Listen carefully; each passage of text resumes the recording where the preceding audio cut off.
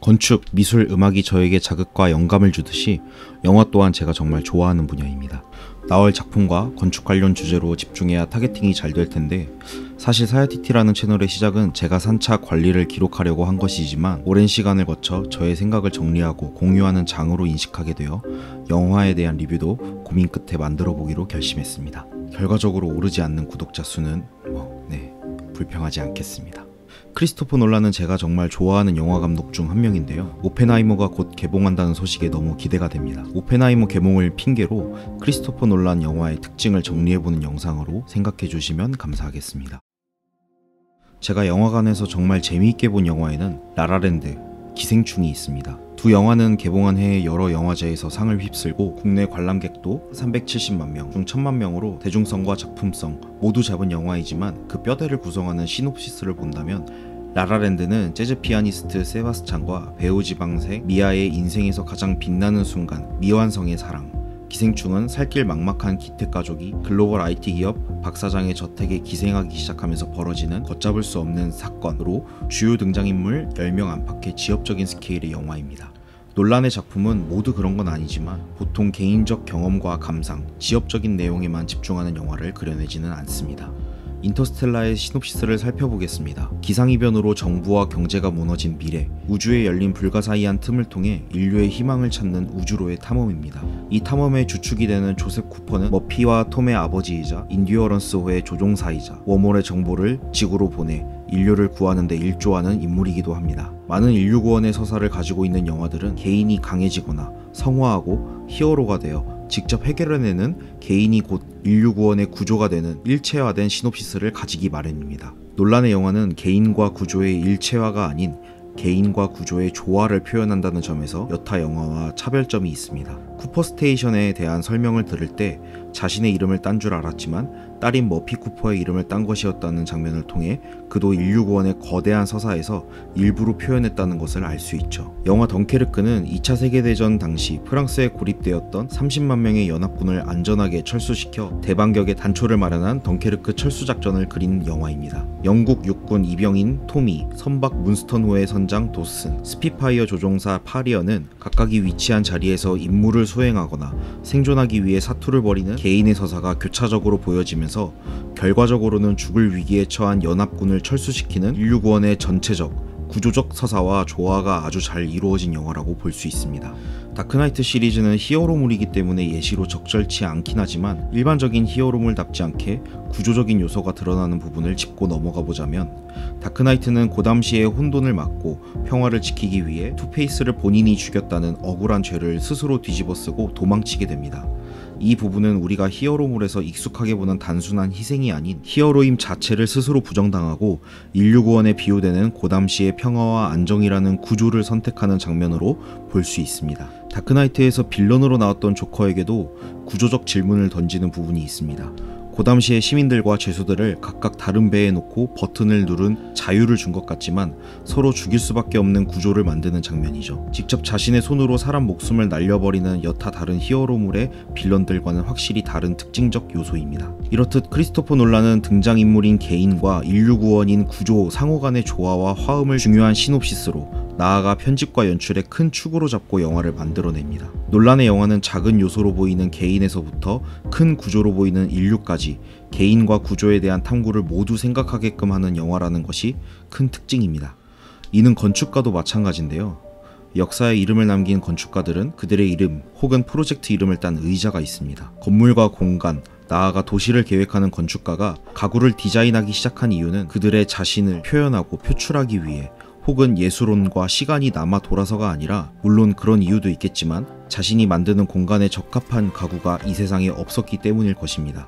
또 구조와 동시에 미를 고려하는 것에 특화된 직업이 바로 건축가이기 때문이기도 하죠. 건축가가 디자인한 의자는 사람이 인지적으로 느끼는 공간의 가장 작은 기본 단위가 되어 사용자로 하여금 건축가의 존재와 그 의도를 느끼며 살아가게 합니다. 그리고 그런 건축가는 작은 스케일에서는 의자를, 휴먼 스케일에서는 건축을, 나아가 거대한 스케일에서는 도시를 설계하게 됩니다. 이를 대입해 본다면 마치 개인인 등장인물은 작은 스케일의 의자로, 인류 구원의 구조는 큰 스케일의 도시로 비교할 수 있을 것 같습니다. 인류 구원의 서사를 영화로 가장 잘 드러내는 방법은 그 과정을 구조적으로 비추기만 하거나 그것을 이루어내는 개인의 서사만을 강조하는 것이 아니고 구조와 개인을 잘 조화시키는 것이다 라고 말하는 것이 크리스토퍼 놀란 영화의 큰 특징입니다. 개인을 위해 구조를 포기해야 하거나 구조를 위해 개인을 포기해야만 하는 상황들을 한국에서 정말 많이 경험하고 있습니다. 이 어그러진 대한민국의 현실에서 구조를 위해 개인을 희생하는, 또 그 개인을 통해 구조가 본래의 모습을 찾아가는 진정한 보수와 진보적 가치가 드러나는 영화들을 보면 참 뭐랄까요, 옳은 세상을 위한 한 줄기 희망과 이상을 꿈꾸게 되는 것 같습니다. 크리스토퍼 놀란의 작품의 또 다른 큰 특징은 바로 3입니다. 왜 영화이기에 숫자가 중요할까? 가장 단편적인 예로 놀란은 배트맨 시리즈도 제작 처음부터 3부작으로 구상했죠. 제가 숫자 3을 얘기한 게 이런 간단한 이유뿐만은 아니고 바로 차원, 위격에 대한 얘기입니다. 인셉션은 코브가 사이토 라이벌 기업 후계자인 피셔에게 기업을 해체시키는 생각을 심는 인셉션 작전을 실행하며 벌어지는 일을 그린 영화입니다. 회사를 쪼개는 것을 바라신다 라는 생각을 피셔의 무의식에 심어주는 작전을 성공시키기 위해 코브는 심층 의식까지 들어가는 3단계의 꿈을 설계합니다. 1단계에서 2단계, 그리고 3단계로 꿈이 깊어질수록 약 20배씩 시간이 느려진다는 설정입니다. 그래서 첫 번째 킥을 실패했을 때 1단계에서 벤이 난간을 받고 물에 떨어지기 전 허공에 떠있는 10초는 2단계에서 아서가 호텔에서 엘리베이터에 팀원을 태워 킥을 시도하는 약 3분이 되고 3단계에서는 설원에서의 약 1시간으로 증폭됩니다.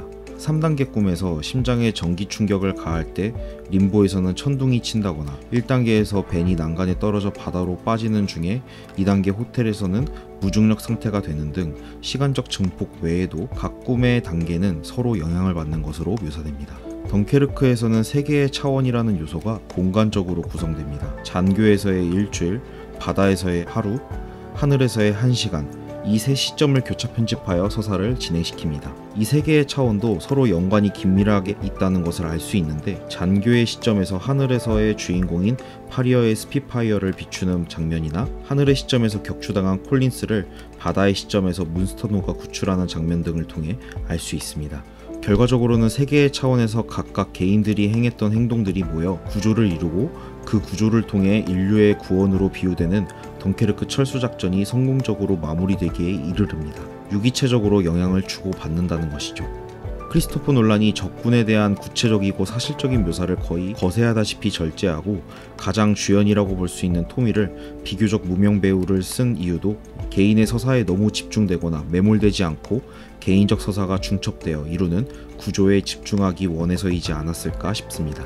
앞선 영화들보다 덜 드러나기는 하지만 인터스텔라에서도 나름 3개의 차원이 존재하는 순간이 묘사됩니다. 바로 쿠퍼가 테서렉트로 들어갔을 때 확인할 수 있는데요. 수많은 시공간의 중첩으로 표현되는 지구에 남아있는 머피, 그리고 테서렉트에 있는 쿠퍼, 그리고 테서렉트가 닫힐 때 웜홀을 뚫고 탐사를 시작하고 있는 인듀어런스 5 속의 쿠퍼입니다.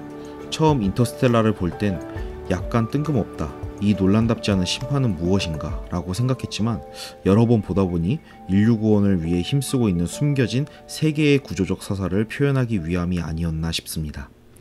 테넷에서는 3가지 위격을 하나의 폭발 시점으로 수렴시키는 구조입니다. 알고리즘에 대한 추격을 하던 주인공과 일행들은 인버전하여 스탈스크 작전에 참여하게 되고, 그 시점에 캣은 알고리즘을 안전하게 확보하면 사토르를 죽이는 임무가 요트에서 진행됩니다. 교차 편집은 이 두 장소에 대해서 이루어지지만 하나의 장소가 숨겨져 있습니다. 바로 에필로그에서 보여준 알고리즘 확보 임무가 오페라 하우스에서 이미 진행되고 있었던 것이죠. 이 숨겨진 3개의 위격에 대한 설명은 오페라 하우스에서 폭발이 일어난 날에 스탈스크에서도 폭발이 일어났다는 프리아의 대사를 통해서 알 수 있습니다. 하나의 폭발 시점에 오페라 하우스, 스탈스크, 요트, 이 3 장소에서 벌어지는 작전을 구성함으로써 인류 구원의 서사를 완성시킵니다. 3이라는 숫자는 기독교 교리와도 연관이 있는데요. 바로 삼위일체입니다. 삼위일체란 하나님은 성부, 성자, 성령, 이 3 위격을 가지며 이 3 위격은 동일한 본질을 공유하고 유일한 실체로 존재한다는 기독교 교리입니다. 명확히 실존하는 3 위격이 하나라는 역설적인 요소가 음악의 예로는 화음이 있죠. 크리스토퍼 놀란의 영화에 수도 없이 나오는 성경적 메타포는 무엇보다 구조적으로 삼위일체를 이루는 그의 영화에서 뗄래야 뗄 수 없는 요소일 것입니다. 건축물을 구축하는 데 있어서도 3개의 차원이 있습니다. 바로 건축주, 설계자, 시공자인데요. 좋은 건축물이 만들어지는 과정에 있어서 세 위격의 조화로운 분립과 합일의 개념이 필요합니다. 모든 창조의 재료가 되는 원천은 건축주로부터 나오고 그 창조의 소유는 온전히 건축주의 몫입니다. 설계자는 건축주로부터 원천의 주권을 양도받아 건축이라는 분야에서 능력을 펼칩니다. 그러한 설계자는 건축주에게, 나아가 많은 사람들에게 배려가 되는 건축물을 계획합니다. 그 후에 건축이라는 분야에만 머물던 계획을 현실 세계에 실제하도록 구축하게 됩니다. 즉, 계획과 현실의 접점, 혹은 현실에서 건축주와 설계자 그리고 이용자들을 직간접적으로 인지하게 그리고 만나게 합니다. 이 세 위격 중 어느 하나가 더 중요하다고 볼 수 있을까요? 이 세 위격은 서로 독립된 실체지만 좋은 건축물을 만드는 데 있어서 동일한 본질을 공유합니다. 크리스토퍼 놀란의 개인과 구조의 조화에 대해 더 명확히 느끼고 싶으시다면 비슷한 영화들과 비교해보면 효과적입니다. 인터스텔라와 그래비티 모두 비슷한 시기에 나온 우주 영화이지만 그래비티는 개인의 생존 서사에 집중한 다큐멘터리라고 볼 수 있습니다. 같은 맥락으로 덩케르크는 1917년, 테넷은 글쎄요 007 시리즈 혹은 미션 임파서블쯤 될까요? 다크나이트는 그냥 다른 모든 히어로물과 비교하셔도 좋습니다. 이번에 개봉할 오펜하이머는 이미테이션 게임과 비교하면 좋을 것 같습니다. 위와 같이 크리스토퍼 놀란 영화의 특징들을 토대로 개봉할 오펜하이머를 예상해 보겠습니다. 크리스토퍼 놀란은 단순히 핵폭탄의 개발을 오펜하이머 입장에서 개인적 감상을 드러내는 서사로 끝맺는 영화를 만들 감독이 아니죠. 맨해튼 프로젝트로 결국 2차 세계대전이 끝나고 그 다음 단계인 수소폭탄 개발로 이어지며 미소 냉전 체제로 이어지는 인류가 더욱 극단으로 치닫는 역사적 시점이 되기 때문에 이 모든 역사적 구조와 오펜하이머 개인 사이의 조화를 어떻게 풀어나갈지가 주요 감상 포인트가 될 것입니다. 그리고 3의 법칙이 이곳에서도 드러나지 않을까 예상해 봅니다. 핵을 개발하고 실험을 진행하는 오펜하이머가 직접적으로 위치하는 실험의 영역, 그리고 그것의 효용성을 정하는 정치의 영역, 그리고 그것이 적용되는 전쟁의 영역으로 구조화할 수도 있고 과거, 현재, 미래, 시간의 중첩으로 구조화할 수도 있을 것 같습니다. 주인공인 오펜하이머는 핵실험에서 주도적 역할을 한 인물입니다. 대체적으로 여태까지 놀란 감독의 영화의 주인공들은 세 가지 위격의 구조로 봤을 때 그 세 가지 구조를 모두 경험하는 방식이 많았는데 오펜하이머가 주로 위치하는 실험이라는 영역은 긴장감을 고조시키거나 스펙타클을 이끌어내기 쉽지 않을 것으로 예상됩니다. 이거를 또 어떻게 놀란 감독이 해결해 나갔을까가 굉장히 기대되는 부분입니다.